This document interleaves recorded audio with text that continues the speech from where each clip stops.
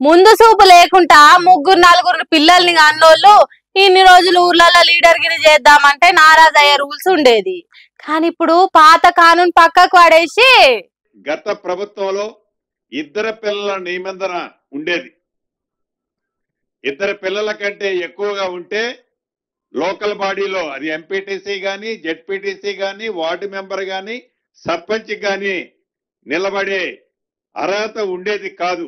ఆనాటి ప్రభుత్వం చేసిన చట్టం వల్ల దాన్ని ముఖ్యంగా ఈ రోజు కేబినెట్ లో మా సహచార మంత్రివర్యులు శ్రీహరి గారు వారు మొదట లేవనెత్తిన ఈ అంశాన్ని కేబినెట్ అంతా కూడా సానుకూలంగా స్పందించి దీన్ని ఈ నిబంధనని ఎత్తేయాలని రాష్ట్ర ప్రభుత్వం ఈ రోజు కేబినెట్ నిర్ణయం తీసుకోవడం జరిగింది.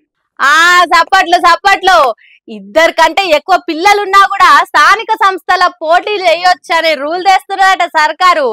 ఇద్దరు బిడ్డలు పుట్టినాక కొడుకు కావాలనో లేకుంటే ఇద్దరు కొడుకులు పుట్టినాక బిడ్డ కావాలనో రెండో కాన్పు కవల పిల్లలు పుడితేనో ఎన్నికలలో నిలబడేటానికి ఛాన్స్ ఉండకపోయేది. ఎంత మంచి పేరున్నా మంది మార్బలం ఉన్నా కూడి నడిచే కుల బలం ఉన్నా ఖర్చు ఎంతైనా పెట్టుకునే పైకం ఎంతున్నా అన్ని మంచిగానే ఉన్నాయి. అల్లున్నోట్లే శనున్నది అన్నట్టు ఇద్దరు పిల్లల రూలు ఇరుకున పెట్టేది చాలా మందిని. అధికారం దక్కించుకోవాలి, కూలింగ్ గ్లాసులు పెట్టి కుర్చీ మీద కూర్చొని అధికారాన్ని ఎంజాయ్ చేయాలని కళలు ఇప్పటి నుంచి తీరే ఛాన్స్ చాలా ఉన్నది అన్నట్టు.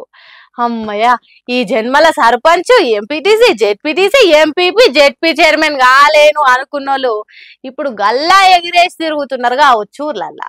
పాత రూలు ఎత్తేసి కొత్త కాను తెచ్చినందుకు ఇద్దరికంటే ఎక్కువ పిల్లలు ఉన్నోళ్ళ కండ్లు దగదగదగ మెరుస్తున్నాయి కావచ్చు.